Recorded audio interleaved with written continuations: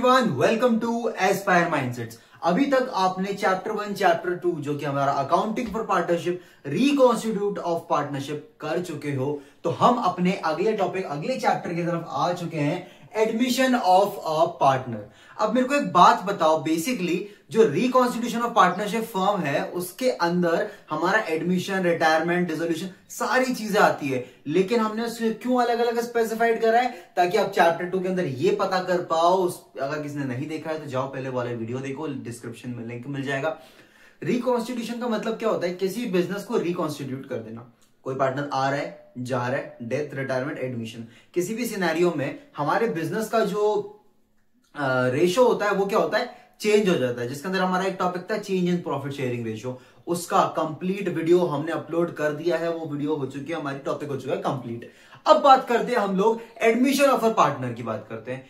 क्या होता है एडमिशन ऑफ अ पार्टनर का मतलब? देखो, समझो, सबको एडमिशन से समझ में तो आ ही गया होगा कि बिजनेस के अंदर कोई नया पार्टनर एडमिट हो रहा है। समझो, मेरे पास एक पार्टनरशिप फर्म है जिसका नाम है ABC फर्म। यहां तक की बात क्लियर है क्या? अब इस फर्म के अंदर ना ओल्ड पार्टनर्स थे A और B।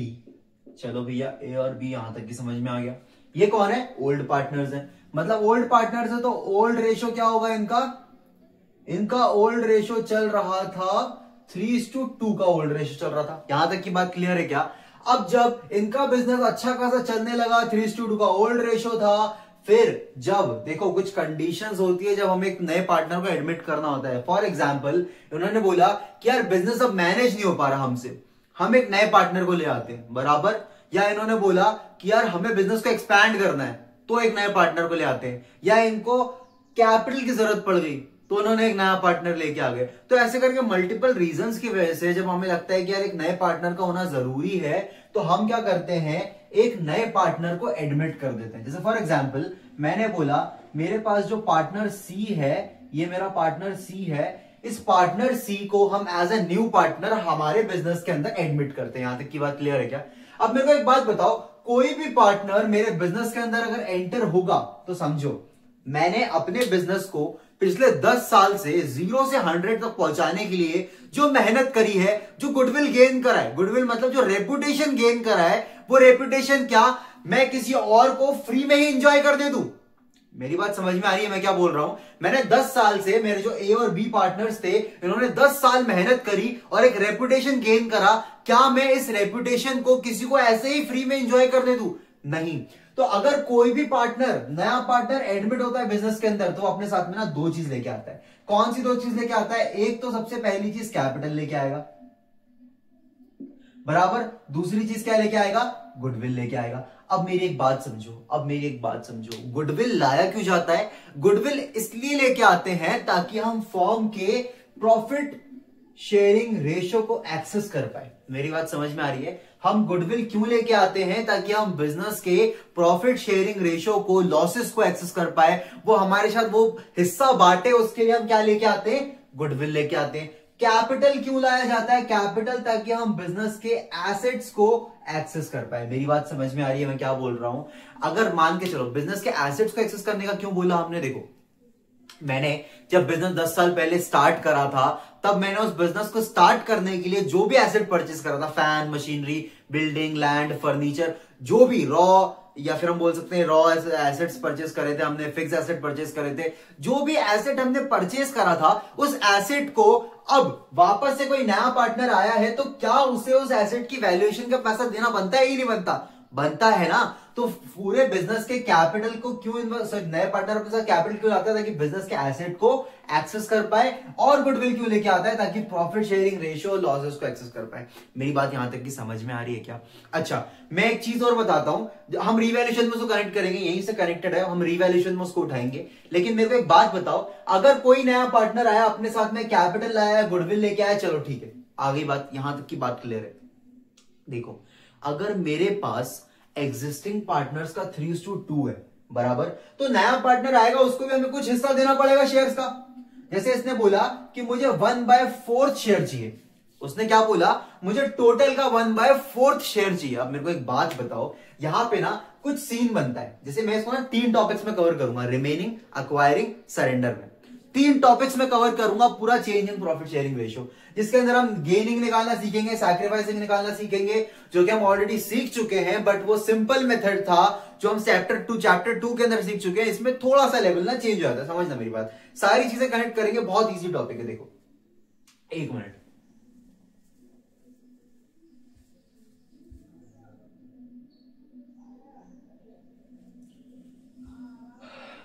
हाँ तो समझो मेरी एक बात समझो। नए पार्टनर ने बोला मुझे टोटल 1/4 चाहिए टोटल शेयर में से, बराबर साथ में अपने कैपिटल भी ले आया, साथ में अपने गुडविल भी लेके आ गया। अब मेरे को एक बात बताओ, क्या मैं कौन हूं? Old partner. ए और बी क्या है? Old partner. तो ये जो 1 शेयर की इसने मांग करी है, ये हम किस में से देंगे? ओल्ड में से देंगे। मेरी बात समझ में आ रही है? मतलब मैं ये बोल सकता हूं 3:2 क्या है? ओल्ड। और ओल्ड में से हम एक हिस्सा किसको देने वाले?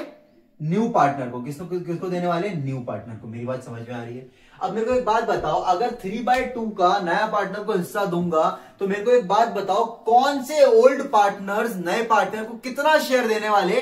ये इंफॉर्मेशन गिवन है कि नहीं? क्वेश्चन पेपर में सबसे पहले हम ये देखेंगे कि जो ये 1/4 है, देखो 1/4 कौन दे रहा है? ए और बी दे रहे हैं। यहां तक की बात क्लियर है क्या? 1/4 कौन दे रहा है? ए और बी दे रहा है। मतलब सैक्रिफाइस कौन कर रहे हैं? ए और बी। गेन कौन कर रहा है? नया वाला पार्टनर। तो मेरे को एक बात बताओ, कितना सैक्रिफाइस करा? मतलब एज एन वैल्यू हमें ये पता है कि ए और be old partner he sacrifice करेंगे, वो अपने ही हिस्से से नए पार्टनर को शेयर्स नए पार्टनर का शेयर उन्हें देंगे। मेरी बात समझ में आ रही है? और इन रिटर्न उस शेयर की वैल्यूएशन क्या है? गुडविल। ये गुडविल किसको मिलने वाली है? कैपिटल किसको मिलने वाला है? हमारे ओल्ड पार्टनर्स को, जो भी सैक्रिफाइस कर रहा होगा, जो भी अपने हिस्से से शेयर उन्हें दे रहा होगा, वो उससे पैसा लेके अपने पास रख सकता है। मेरे को एक बात बताओ कि कौन किसको कितना दे रहा है? ये तो उसने बिल्कुल नहीं बोला कि भैया 1/4 हम इक्वली देने वाले हैं, या 1/4 हम ए बोल रहा है कि मैं 1/5 दूंगा, वो बोल रहा है मैं 2/5 दूंगा। ऐसा कुछ भी नहीं डिसाइड हुआ ना, ऐसा कुछ भी नहीं बोला गया ना। तो इसको मैंने इसको एक नाम दिया है रिमेनिंग। इस कॉन्सेप्ट का नाम क्या है? रिमेनिंग।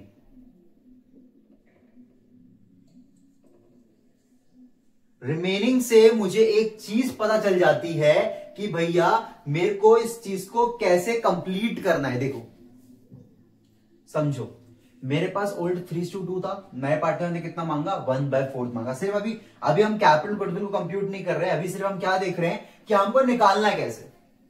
हमको लॉजिकली समझना है कि हम रिमेनिंग के कॉन्सेप्ट से किस तरीके से निकाल सकते हैं। ठीक है, समझो। देखो मुझे क्या निकालना है? न्यू प्रॉफिट शेयरिंग रेशियो निकालना है, बराबर, क्योंकि सैक्रिफाइसिंग तो गिवन है भाई। सैक्रिफाइसिंग ये और ये कर रहे हैं, कितना कर रहे हैं वो हमें पता नहीं है। हम क्या निकालने वाले हैं? New profit sharing ratio of A. A का न्यू प्रॉफिट शेयरिंग कैसे निकलेगा? रिमेनिंग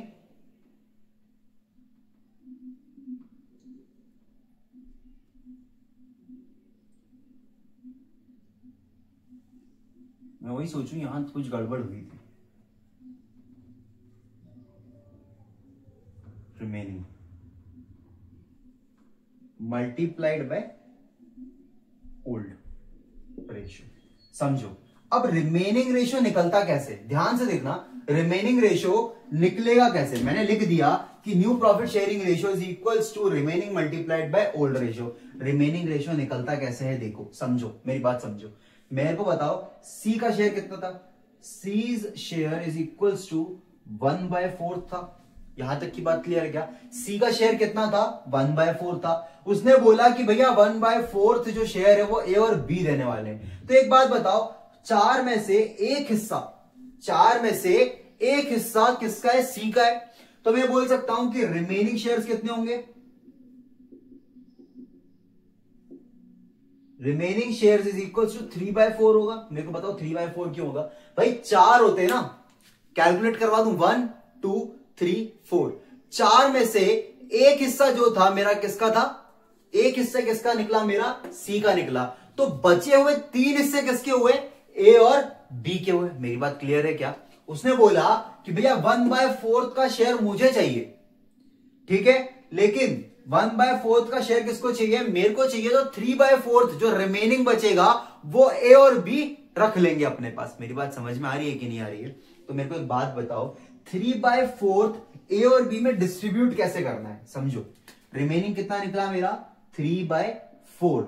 अब डिस्ट्रीब्यूट हमेशा ओल्ड में ही करूंगा ताकि किसी को कम किसी को ज्यादा ना मिले। जैसे ए को अगर 3 मिल रहा है तो उसके 3 के हिसाब से ही उसको शेयर मिले, और इसको 2 मिल रहा है मतलब जिसको कम मिल रहा है तो कम हिसाब से मिले, जिसको ज्यादा मिल रहा है उसको ज्यादा हिसाब से मिले। जैसे 3/4 रिमेनिंग मल्टीप्लाइड बाय ओल्ड, ए का कितना है 3/5, ओल्ड है बराबर है, मल्टीप्लाई कर दिया 3 3 9 और 4 5 20, यहां पे मेरा एक निकल गया। बेस इक्वल होगा तभी मेरा न्यू प्रॉफिट शेयरिंग रेशियो निकल पाएगा। सेम फॉर्मूला यूज करेंगे, new profit sharing ratio of B is equals to remaining multiplied by old ratio. मेरे को एक बात बताओ, बी का न्यू निकाल रहे हैं हम लोग, और रिमेनिंग सेम रहेगा 3/4 मल्टीप्लाइड बाय ओल्ड कितना है मेरे पास, ओल्ड कितना है भैया 2/5, सही है क्या यहां तक की? 3 2 6 5 4 20, बेस इक्वल है, मेरा न्यू प्रॉफिट शेयरिंग रेशियो निकल चुका है। कितना निकला है 9:6 is my new profit sharing ratio. क्या निकला है मेरा new profit sharing ratio of A/B is equals to 9:6। ऐसे करके हमको एग्जाम में एंड में लिख के आना है और ऐसे आंसर का साइन लगा के आना है। मेरी बात यहां तक की क्लियर है क्या? किसी को भी कोई भी डाउट आ रहा है क्या? चलो एक बार और हल्का सा रिवाइज करवा देते हैं, ठीक है, एक बार और हल्का सा रिवाइज करवा देते हैं। मैंने क्या बोला, रिमेनिंग टॉपिक कैसे पता चलता है, हम कैसे पता चलेगा हमको कि रिमेनिंग है? देखो ए और बी थे, है ना, ओल्ड कितना था 3:2, उसने क्या बोला, नया पार्टनर आया उसने बोला मेरे को 1/4 चाहिए। क्या 1/4 किसको कितना मिलना है? सरेंडर एक्वायरिंग कोई भी इंफॉर्मेशन दी गई है क्या? नहीं दी गई है। अगर नहीं दिया हुआ है कोई भी इंफॉर्मेशन, एडमिशन का टॉपिक है, मुझे new profit sharing ratio answer में निकाल के शो करना है, तो मैं क्या करूंगा भैया, सबसे पहले ये पता करूंगा कि 3/1/4 तो सी रखेगा ही रखेगा। उसने अगर मांगा है 1/4 तो 1/4 तो उसे देना ही पड़ेगा। लेकिन मेरे को एक बात बताओ, जो रिमेनिंग शेयर्स हैं 3/4, ये शेयर को कौन अपने पास रखेगा? 3/4 तो बचा हुआ शेयर हुआ ना। अरे जब 4 में से एक हिस्सा ले गया सी, तो 4 में से 3 हिस्सा किसका हुआ? एग्जिस्टिंग पार्टनर्स का, ओल्ड पार्टनर्स का। ओल्ड पार्टनर्स कौन थे? ए और बी। कौन किसको कितना देने वाला है, ये चीज डिसाइड करने के लिए हम उसके ओल्ड में ही बांट देंगे कि भैया 3 ए को अगर ज्यादा मिल रहा है तो उसको बाद में भी ज्यादा ही मिले, ठीक है। अगर 2 को कम मिल रहा है तो उसको बाद में भी कम ही मिले। इक्वली बांट दिया तो यहां पे गलत किसके साथ होगा? ए के साथ गलत होगा। इसलिए हमने क्या करा, simple new profit sharing ratio of A remaining multiplied by old ratio, 3/4 remaining था जो कि हमने यहां से निकाला, 3/5 हमारा ओल्ड था ए का जो कि हमने यहां से निकाला, 9:9/20 जो है ए का हमारा नया रेशियो निकल आया। बात समझ में आ रही है यहां तक की? पुराने कॉन्सेप्ट से न्यू निकालने का सोचो मत, क्योंकि चीजें ना उलझ जाएंगी। हमने जो सेकेंड चैप्टर में न्यू निकालना सीखा था, गेनिंग निकालना सीखा था, वो थोड़ा सा डिफरेंट है क्योंकि उसके अंदर हमारे पास इंफॉर्मेशन कम हुआ करती थी। देखो मैं वो भी समझाऊंगा, उसका फॉर्मूला भी लगाएंगे, उसको भी डिटेल में समझेंगे। समझो, new profit sharing ratio of B कैसे निकला है? Remaining multiplied by old. इसका रिमेनिंग कितना है? सेम रिमेनिंग चलेगा 3/4, क्योंकि दोनों में बट रहा है 3/4 3/4। किस किस को कितना कितना बटना है 3/4 का? 3/5 बटना है ओल्ड में ए को, और 2/5 बटना है ओल्ड में बी को। मल्टीप्लाई कर दिया 9/20, बेस इक्वल है। बेस इक्वल नहीं होता तो हम बेस इक्वल करते, दोनों के जब तक बेस इक्वल नहीं होंगे तब तक हमारा आंसर नहीं निकलने वाला। New profit sharing ratio of A/B is equal to 9:6। यहां तक की बात क्लियर है कि ऐसे ही हमको आंसर निकालने हैं। किसी को भी कोई भी डाउट आ रहा है कमेंट करके बताओ, और ज्यादा डाउट आ रहा है टेलीग्राम पे जाओ, वहां पे जाके देखो। फटाफट से वीडियो को लाइक कर दो, और अभी खत्म नहीं हुआ टॉपिक, अभी आगे इसके बाद भी कंटिन्यू करने वाले हम लोग सरेंडर एक्वायरिंग के टॉपिक्स को भी। यहां तक की बात क्लियर है? फटाफट उतार लो, स्क्रीनशॉट ले लो, मैं साइड हट रहा हूं।